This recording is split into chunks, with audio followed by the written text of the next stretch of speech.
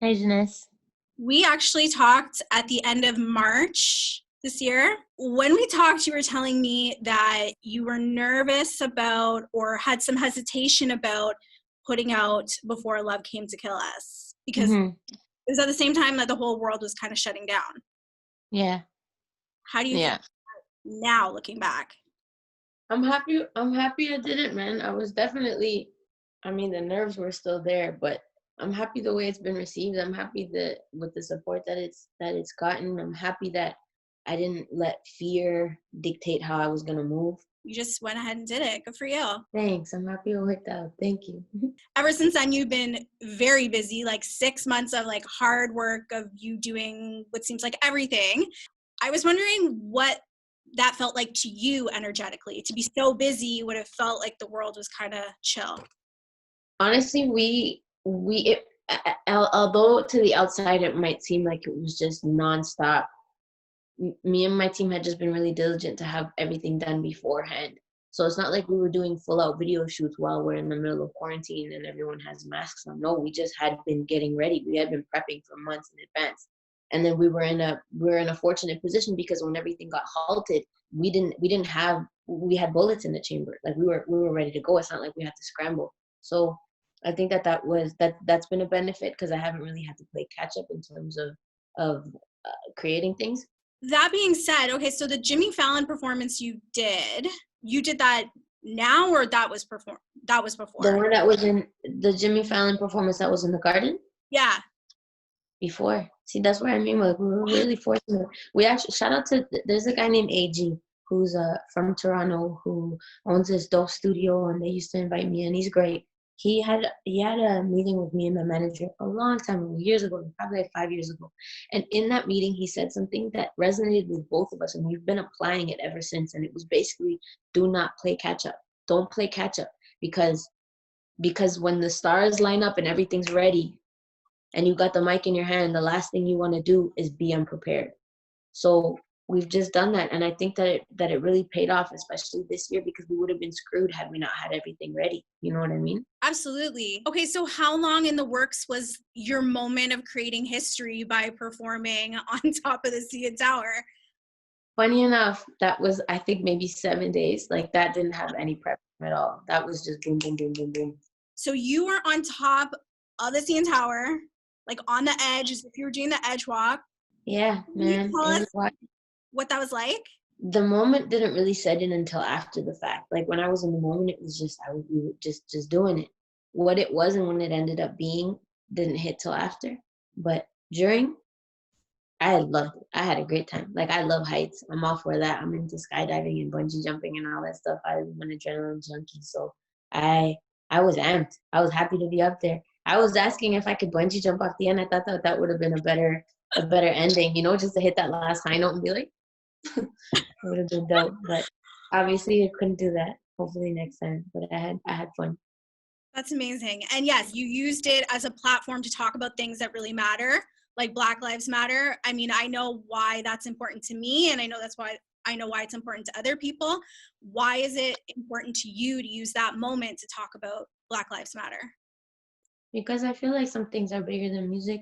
Some things are bigger. Some things are just bigger than music. And I think that it's serendipitous that everything happened when it happened, that the world was on pause when yet another black man got killed and no one had anything to distract themselves with. Yes. All you have is and the world finally went. And it's not like it was something new that was happening, but it's something that's been happening for a long time. The only difference is that some people didn't have a distraction, so we were forced to recognize. We were forced as a society to be like, yo, this is still a problem. How is this still a problem when we're in 2020? And it's just as simple as, like, if I see a neighbor that's hurting, if I see a neighbor that's in pain and I can help, why wouldn't I help? It just seems like, no pun intended, but black and white to me. Like, if you have the opportunity to help, you have the privilege to help, why not help? Absolutely.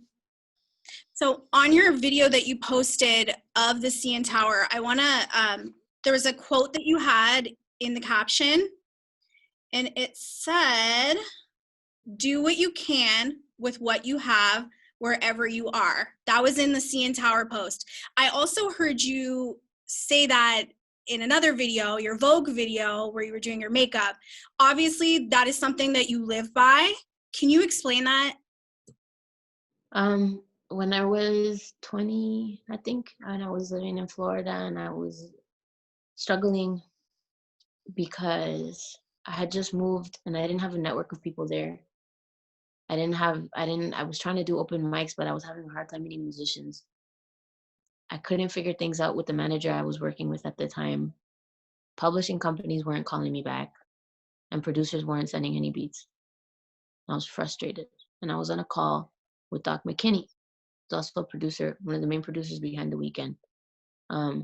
And I was talking to him on Skype, and I was saying all that stuff. I was complaining, and he let me air it out. And he was like, "Are you done?" And I was like, "Yeah." This guy's been like a mentor, and he's always kept like been a straight shooter. He was like, "Jessie, you got to do what you can where you are with whatever you have. If you're waiting on producers to send beats, learn how to make beats yourself. If you're waiting on this, learn how to do it yourself, because people are going to see you busting ass, and then that's going to be the standard. That's going to be the measure for anybody that comes into your life. You got to do it."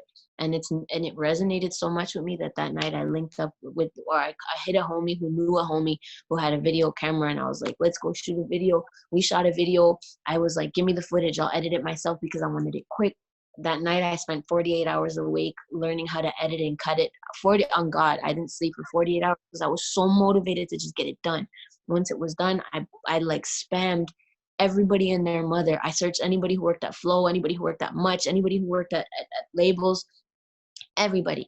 And one of the people that got it ended up being Mauricio Ruiz, who ended up being my manager. But at the time, he was working in music videos, and he was affiliated with this program called the Remix Project, told me about it. The Remix Project accepted me. The Remix Project changed my life, altered my thinking, put me in contact with people, facilitated in me meeting King Louis. Everything just tumbled, but it all came from that moment when I heard those words. I stand by it. Like, I preach it all the time, because I feel like if it made that much of a difference for me, I feel like it could do it for anybody, you know?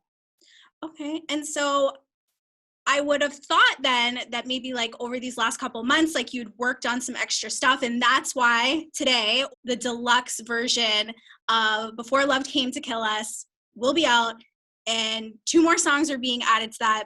But was that low-key like done before, or what? Yeah, it was low-key done before. It's called Before Love Came to Kill Us Plus. And it was a plan, man, because I didn't want it to be this like climactic exchange between me and my fans and people who love my music. I didn't want it to just be this one thing. I wanted it to be like those bougie European like dinners where it's like a 10-course meal, and it's delayed gratification, but you're savoring every moment. Like, that's what I wanted. And sometimes in albums, sometimes in albums, songs get lost, because I'm fortunate to have like people who support me and have been riding with me from Kiddo, for Being Human in Public, to this. And those people respect the album enough to sit down and take it in as a whole. But there's people who have never heard of my stuff, or who maybe heard one song, that don't do that. So I was scared that if there's one song in particular called No One's in the Room that I wanted to have its own stage. I wanted it to have its own moment. I just wanted it to have its own moment. And I think that this is one of the ways that I could facilitate that to the best of my ability, was to just delay it and be like, "Oh no, this is the dessert. This deserves its own plate. This deserves all the plates to be cleared and for it to get put. You're still at the same restaurant, but it's a moment." So all in all, I think a lesson to be learned from you today and always is to be prepared and just go forward with what you have. Yeah, man. Don't be scared. If it fails, who cares? You could just pick yourself back up, dust yourself off, and keep it moving. Because failure is inevitable. Mistakes are inevitable. But how you react to them is going to make the world of a difference. So, yeah. Well, thank you for your wisdom, as always. And I'm going to go and put on one or both of those songs from the deluxe release. Brum, brum, brum. I hope you enjoyed Before Love Came to Kill Us Plus, and I hope you enjoyed that song. And I'm so amped for y'all to see the video. You have no idea. I'm excited too. Everything you do visually is so gorgeous. Thanks. Thank you so much for your time. Thank you. Bye. Bye.